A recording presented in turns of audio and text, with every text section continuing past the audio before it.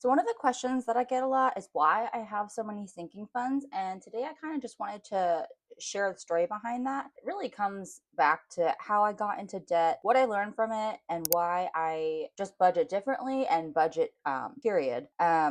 If you're new here, my name is Rachel, and I'm a 38-year-old cash budgeter. I've been cash budgeting since I would say the beginning of this year. And so basically a little background is I've always been really bad with money. When I was living at home when I was a kid, it was fine because my parents kind of like gave me a certain amount I was allowed to spend on things. And then I went to college and that was not a great time. I blew through like all of my savings doing everything college that wasn't actually class. And then I joined the Marine Corps. And while I was in the Marine Corps, I kind of was still not great with money. I was semi living paycheck to paycheck. And on deployment, I actually got a $50,000 reenlistment bonus tax free because I was overseas. And of course, I went out and bought a brand new car, probably a $40,000 car, waiting for me when I got back home. And then, of course, when I got back, those payments were like 500 some dollars a month. And I realized, like, oh my gosh, like, I don't know if I'm going to be able to afford this car. And then I would want to say it was around 2018. I was getting a divorce, and my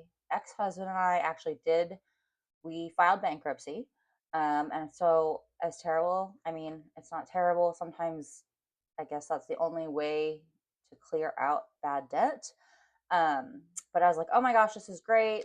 Not great, but you know what I mean. I can kind of have a clean slate and start over. And I was okay for a bit. And of course, once you declare bankruptcy and it gets through the courts and approved and everything, it is on your credit for, I want to say like 8 years, maybe nine, I can't remember. And you get all these offers for credit cards and car loans. And so, of course, I had, I want to say like three credit cards and a personal loan that I took out for something, and I can't remember what for. And those are currently the collections accounts that I'm working to pay off. I had a $2,500 personal loan for something. I had a couple credit cards, and none of them had a high limit. They were around like $1,000. One was like 800. One was like 1,500. I don't know. I was just using the credit cards and not planning ahead and using the credit cards and not having the money set aside to pay those credit cards off each month. And so I guess I am 38, I'll be 39 this year. And my parents and I had a heart to heart, and they just asked, like, do you have a retirement set up, savings? And this was at the end of last year. I was like, oh my gosh, like, I don't. Like, I live paycheck to paycheck. I don't have anything set aside for an emergency, a $500 emergency, $1,000 emergency, or anything like that. Like, I am screwed if something happens. And there was times last year where I needed new tires, and I had to, use only what I had in my account, but then I was short on like groceries, or things were really, really tight for the pay period. And so what I realized is a lot of my emergencies weren't actually emergencies. It was life. Life happens. Things come up, things need to be repaired, things need to get fixed, you need to buy new clothes. Those are not emergencies. For the most part, it's just part of life. And so one of the things that's changed while using the cash envelope system is I do use a credit card now. Some people think budgeting is no credit cards, you just use the cash you have on hand, and that does work for some people. But I am choosing to use a credit card to help rebuild my credit. The only difference this time is that I have the cash set aside in my envelopes, all of my envelopes, to put towards the purchases that I put on the credit card. I do get cash back for purchases on my credit card. And what I realized is the credit card wasn't the problem. It was how I was using it. And so having the cash set aside like a security thing for me.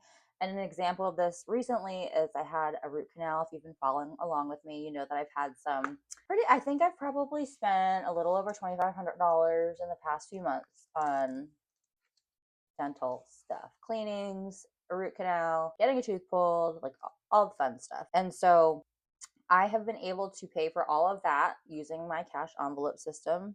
The root canal that I just had, that was $625. And I did put that on my Care credit card just to put it on the card and then hopefully build my credit. That card has a $3,500 limit, but I do have the cash already set aside in my envelope. I have a dental sinking fund.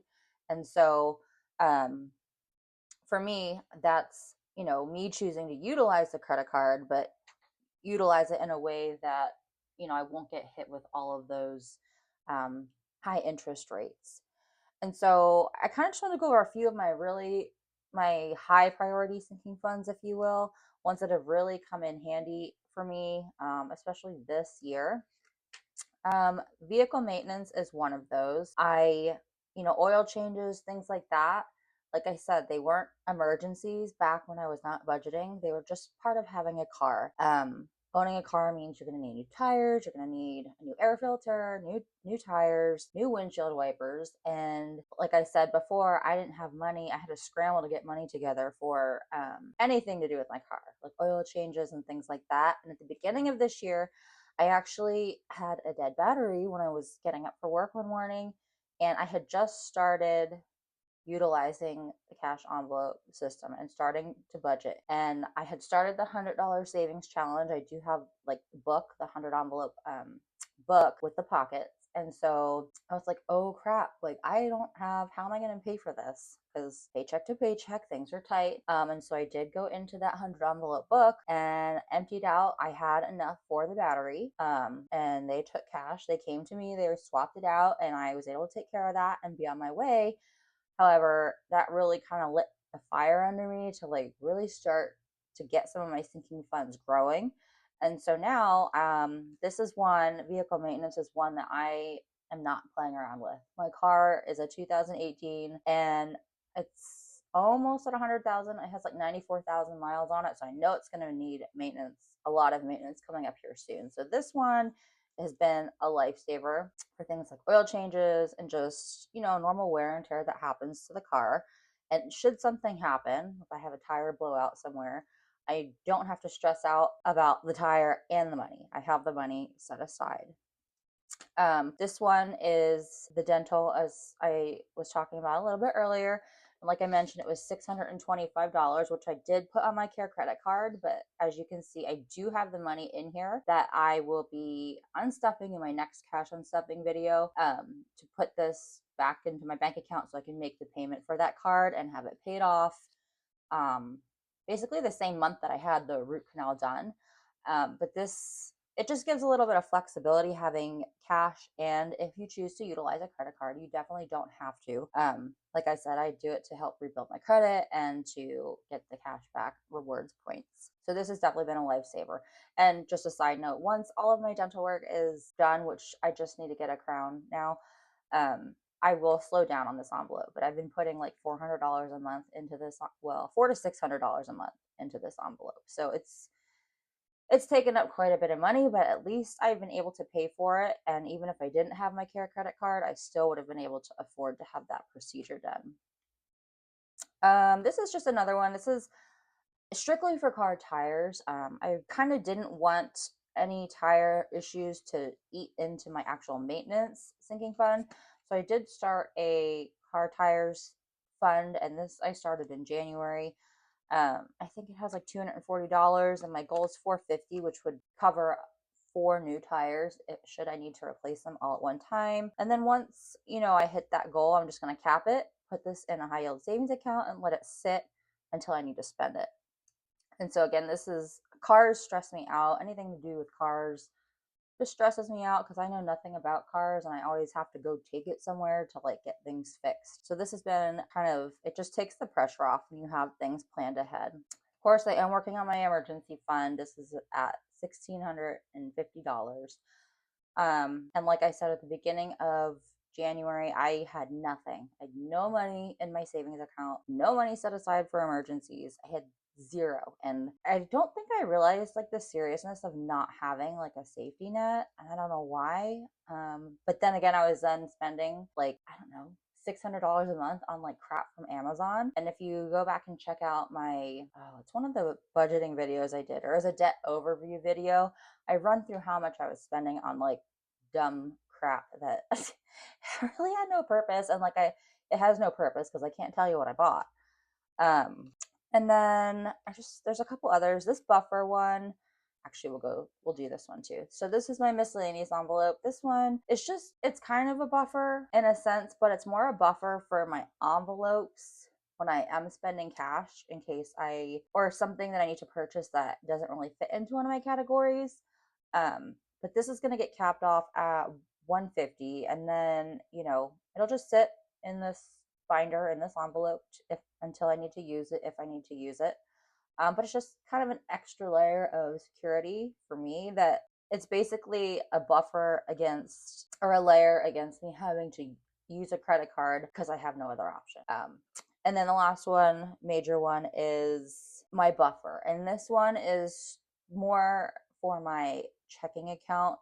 I am pretty good about going through each month, and when I set up my budget, I go through and I look at all of the bills that are going to hit that automatically come out of my account. I calculate for those. In the off chance that something hits early, like before one of my paydays, I kind of have them timed around my paydays. I am building this up to 250, which this will be fully funded by the end of July. Um, but this is so I can put into my checking account as a buffer in case, like I said, something comes out early before I get paid, or something, for some reason, the amount changes of a bill and I didn't realize it. That way my account won't, go be an overdraft or anything like that.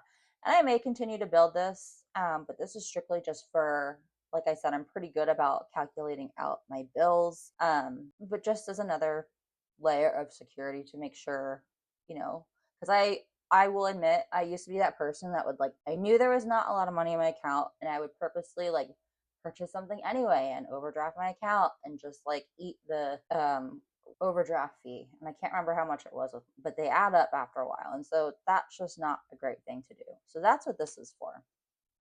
And so these are like my high priority sinking funds, if you will, that have, you know, it feels good to have this money set aside in case there is not an emergency, but when life happens and something comes up, that I have the ability, or at least some money put aside, to be able to fix it. And then after my high priority, I'm not going to go through every single sinking fund I have. If you want me to do a full breakdown of my binders, let me know and I can definitely do that. I'm just going to go through the binders and how I use each binder. This I would consider my short term, or like daily spending, or routine spending. And so in here I have things like, this is for my nails. I do get my nails done every few weeks. I have money set aside for it. It doesn't interrupt my budget because I have purposely put money aside. I have money put aside for beauty products, face wash, face serum, moisturizer, makeup, things like that. And then just your normal spending categories: clothing, stuff for the house. This is like my fun envelope, fun slash hobbies. And so these are just categories that work for me. And I, you know, was working to find the balance of having enough categories, but not too many where it's overwhelming, because as I kind of built the system how I wanted it to work for me, I was starting to get like a little overwhelmed. I'm like, oh my gosh, do I have too many categories? Like, should I have less? Um, but I think I've found a good balance of, having enough categories to cover a majority of the areas that I want to have funds put aside for. And then, but also being able to contribute to them each time I get paid a decent amount. And then the last binder I'll show you real quick. This I consider my long term sinking funds. These are more like annual things. These are like expenses that come up every year that, putting aside a little bit of money each paycheck throughout the year helps it not seem so extreme when that time comes. So this is for around the holidays. My parents are coming out. I grew up on the East Coast. I used to live on the East Coast, but they're coming out in October to do some hiking, and then they're going to spend a long weekend with me. And so, I'm building this up because that's going to be probably the only time I get to see them this year. And so putting money aside all year for that, and for most of the year till October, won't it makes it seem not so bad when I do spend quite a bit of money, because I do like to cook a lot of food, have a lot of snacks, have drinks, the usual stuff. This one obviously is for, birthdays that come up through the year. I remember not when I was not budgeting, having someone's birthday come up and I would feel bad. I'm like, crap, I have to get them, or I felt like I should get them a birthday gift, whether a gift card or something. And it always kind of stressed me out because, again, it was paycheck to paycheck. And don't get me wrong, right now I am still technically paycheck to paycheck, even though I do have funds put away or put aside for anything that comes up. And then I also am working on a month ahead to get 1 month ahead in bills so that I'm not paycheck to paycheck. Um, that is slow going, but it is in the works. And then other things that happen every year, like Christmas, my birthday.